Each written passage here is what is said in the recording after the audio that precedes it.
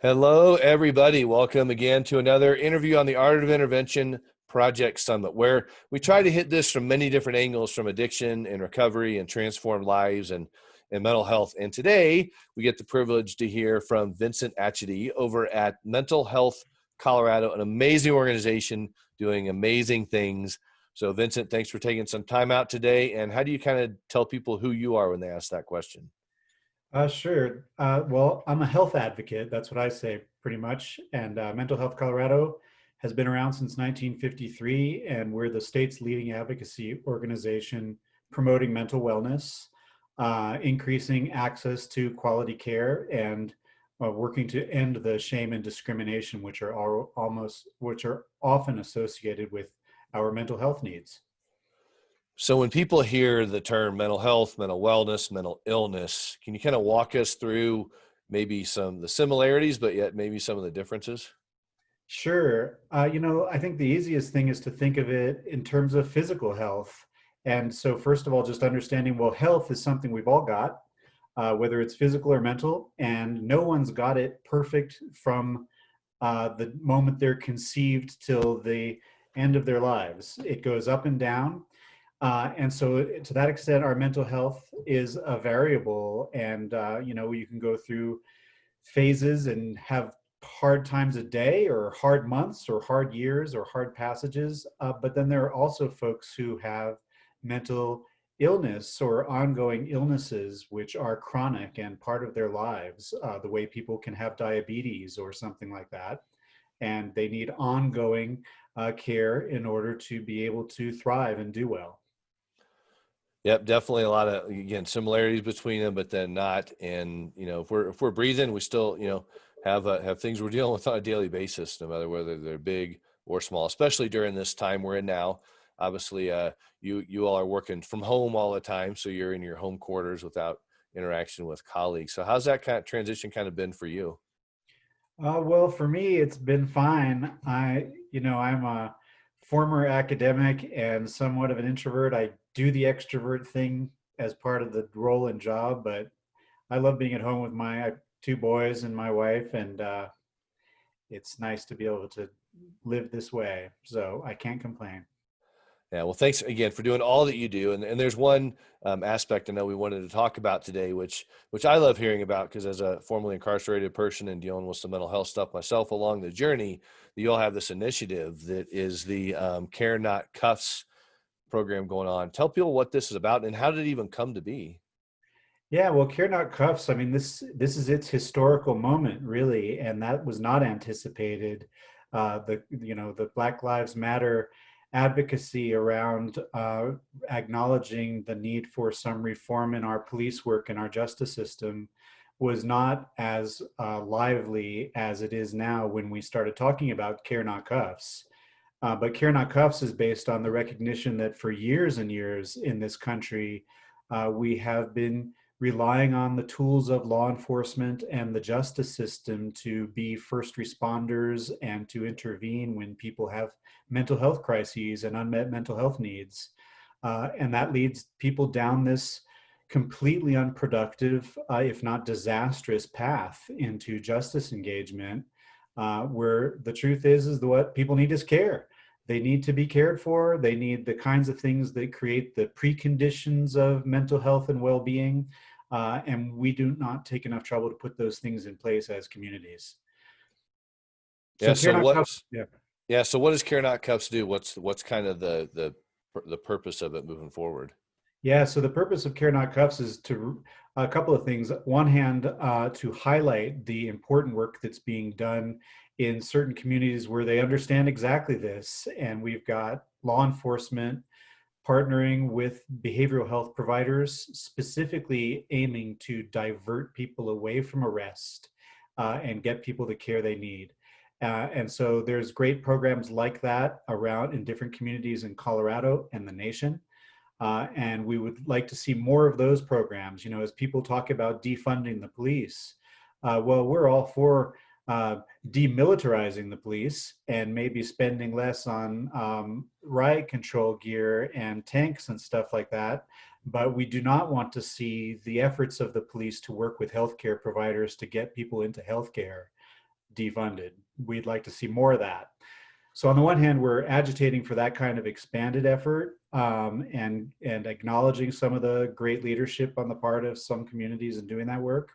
And on the other hand, as far as public awareness goes, we really want to drive home the message that, you know, when you're concerned about a loved one's health for some reason, and we've all been trained to call 911 for to that end, you have to be truly aware of the fact that a 911 call, whether it is for somebody's suicidal ideation, or somebody's psychotic episode, or somebody's drug overdose, or somebody's heart attack or stroke, you call 911, the police are often going to be the first folks to arrive. And when it comes to the mental health concerns, other clinicians don't always follow, and it's the police who end up managing situations, often uh, leading to unfortunate outcomes.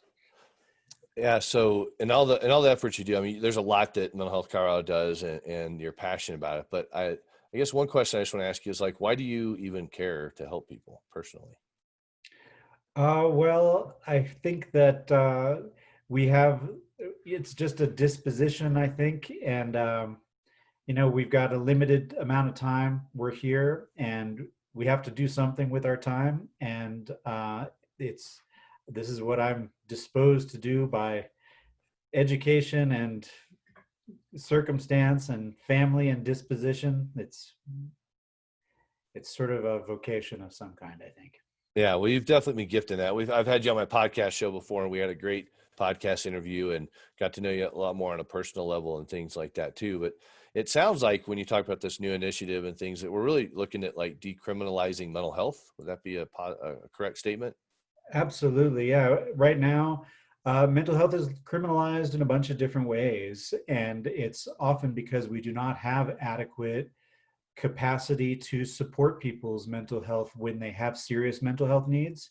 And we also live in a generalized kind of state of distress where a lot of people have adverse childhood experiences and traumatic stress, post traumatic stress disorder, and generalized anxiety and stress, and the challenges of living on a pretty challenging planet in challenging times.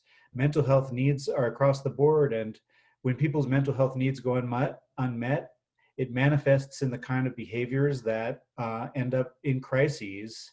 And these crises, this is not like you're setting out on a life of crime and you're going to go defraud a bunch of aging folks of their life savings or something like that. These are the kinds of crimes that are incidental to the moment's distress. And these things should not lead to handcuffs, criminal charges, prolonged stays in jails and prisons where no one's mental health is getting any better. These things should lead to appropriate healthcare supports. Hmm. As a person who went through that myself, I can say amen to that. Yeah. Because again, it's not a pattern thing. It's a mental breakdown that happens in people's lives, and I'm a living proof that those things happen. But yet, out of that comes amazing things out of the ashes. So, I want to switch a little bit to like drug and alcohol world, and just understand like maybe some of the things happening in our communities or statutes or whatever about trying to do like harm reduction for drug and alcohol use, that people can actually get some help in a positive way.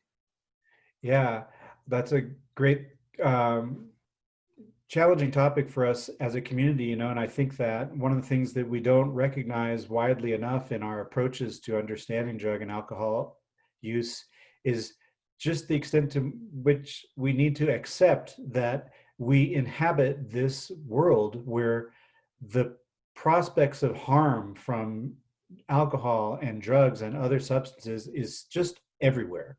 And you can't you can't prohibition your way out of it, and you can't arrest your way out of it. What you need to do is you need to prepare yourself and your loved ones to be able to make it across this dangerous landscape with life and limb intact somehow. And that's not easy. And we don't have a formula for that. And what we have is the lives getting wrecked on substances that are everywhere. And criminalizing that behavior is just the wrong reaction. It does not acknowledge that humans are vulnerable to dangerous substances, and therefore we need to create a world that properly manages people's vulnerability to these substances and gives them the equipment and the treatment that they need in order to get on a more healthful track with things. You know, alcohol, our friends at Denver Public Health are always referring to alcohol as the elephant in the room. You know, we ended prohibition 100 or nearly 100 years ago, and yet when you look at any kind of a graph about the relative harms to self and others of the endless different substances that humans consume, alcohol is off the charts in terms of the harm to self, to others. All of the other ones, all of the opioids and cocaine and marijuana and endless numbers of other drugs are little blips along the bottom of that graph relative to alcohol. And I think it's instructive to remember that, because we're not talking about arresting people for possession of alcohol. We're not talking about the prohibition of alcohol. Instead, we are picking up pieces and bodies literally all the time. And that's a problem that needs to be solved. And in the same breath, arresting people and creating prohibition around substances that are out there is not stemming the tide of a problem. There's got to be a fresher approach to that that's based in health. Yeah, and I think a lot of that can be preached from even owners of establishments too, that can help people along that journey of, we talked about not too long ago, was this big discussion about, like, safe injection sites, right? For people Right. with, being able to manage their drug use, if you will. And That's someone said to me once, like, what are you talking about? We've had safe injection sites for alcoholics for decades, right. centuries. Like, come here, get as drunk as you want and drive home, you know? And Right. it's, I think, a responsibility of even establishment owners to really help people in this regard, to actually have help instead of looking at them as gold mines for that. But I know that wasn't the purpose of our original Not, conversation, but just a little tangent there. But things like that are things to keep aware of in our communities. that's right. And other countries have come a long way. You know, Switzerland, Canada, a couple of other European nations, Portugal, for example, have come a long way in understanding that managing drug use as a health concern as opposed to a criminal concern has tremendously good, promising outcomes in terms of reduced costs to communities, reduced transmission of infectious diseases, better personal outcomes for individuals in terms of being able to maintain the stability of employment and housing and integration with their communities. There is no health science anywhere that argues that that cuffs versus care is what makes sense. Yeah, and you all do a lot of other things as well. I mean, Mental Health Colorado is a great organization, and I want to talk about Brainwave a little bit, because I know that's one way people can get involved in their own advocacy to reach out and be a part of it. Can you tell people what Brainwave is and how do they get involved in that? Yes, thank you for reminding me. But Brainwave is our statewide grassroots advocacy network made up of Coloradans of every walk of life and every age who have some compelling story or experience to share about their own mental health, the mental health of family members and loved ones, or their providers, or they've had any kind of exposure to the gravity of our needs with regard to getting on a better path for mental health. And these advocates are so important to our policy work. We do a bunch of lobbying at the Capitol to change laws so that we've got better mental health, a better mental health spectrum of support across the lifespan. But you know, we've got registered lobbyists and a bunch of staff members, and the Capitol ends up being a pretty small world where everybody knows what's going to happen when I open my mouth to advocate for a bill or another. What makes our advocacy really compelling is our brainwave, where individuals come in with their story and make a case that the legislators aren't expecting and haven't heard before. We seal the deal that way a lot of times, and we train people how to convert their story into the tidy 3-minute little package of testimony that they'll allow you to share. We mobilize the Brainwave in letter writing campaigns, and all you have to do to join is visit our website, join the Brainwave, and our outreach coordinator will call you and learn about your story, and then we keep track of our bill progress, and when something that we're trying to move through the Capitol or a local initiative that we're trying to support comes up, then we get in touch and we engage you in getting this important work done. Well, the emails you all send out are great. I actually just responded to one, I think last week, about if you want to share your mental health journey with us, let us know. And if you're comfortable and standing in front of people and talking and telling your story, which I am. So I'm in that kind of loop right now to be a Excellent. part to, yeah. I mean, anything to share. What is the website for Mental Health Colorado? I pretty much just said Uh, it, but go ahead. mentalhealthcolorado.org. Yep. Yeah, and there's tons of resource on there. People can go and I mean, you guys have like webinars and all sorts of things. And we bring this to you on the Art of Intervention Project Summit because we know that families have gone through the ringer with loved ones, and loved ones have gone through the ringer with their families that deal with addictions and mental health. And they just go hand in hand. I don't think you can separate those ever. No, we don't think so either. Yeah, I mean it's Really a hard clear. journey for a lot of people along the way. So, can you tell people a little bit like what does it look like going through? Because I don't think many people know this. Like, what does it look like to move a policy through a governmental system? Oh, sure. And it's more complicated than it needs to be, maybe. But one of the things we offer, our director of advocacy is Mo Keller. She's a former state representative and senator. She spent 16 years in the legislature before moving to Mental Health Colorado. She offers lectures on the process that a bill makes through, and those are freely available to anybody who might want to learn that level of detail. But in short, you need somebody to introduce a bill. You need bill sponsors from the House or the Senate. And once they introduce a bill, well, then there's this whole process of reviewing that bill in committee and a series of committee in some cases before it comes to a vote. And if it if it votes, if one side of the legislature votes to approve it, well, then it has to go over to the other side for approval, and otherwise things don't make it through. The governor then has to sign it into law. Where we get involved is right away before the legislative session even gets started, where we're on an ongoing basis working with our stakeholders across the lifespan of mental health to identify what kinds of things where can we make a difference, and what are the little adjustments or significant moves that we can get enough support behind. um, and that can be a whole variety of different things. We've done a number of different things this year and for years past. So Yeah, and it's worth to stand up for yourself, everybody. If you have something you want to get through and be a part of something, I mean, it works. It took me almost 3 years of hounding the doors of at the Capitol and talking to senators and House reps to get a bill passed last year into law about criminal restitution, and it was so cool to be a part of that. So people want to hear from you, and Mental Health Colorado and Brainwave is an amazing place to start to get in and just learn how to tell your story. So yeah, I definitely want to make sure we talk about that today because I want people to not be couch people and just get out and actually move their feet and go do stuff and be an advocate for yourself and change. What would you like yeah. to say to people that maybe have a family member and they're like, or maybe they're just struggling themselves and go, I have no clue. I don't want to call somebody. I don't want someone to know that I have a problem. How Yeah. can they take that first step?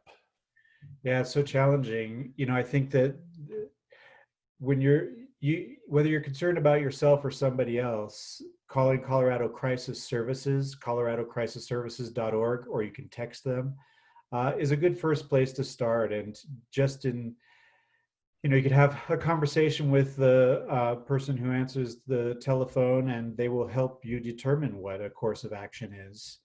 Prior to that, if you're not imminently concerned, you can visit our website, mentalhealthcolorado.org, and there are screenings, anonymous screenings, which are a series of questions that you can take online about a variety of different types of mental health issues.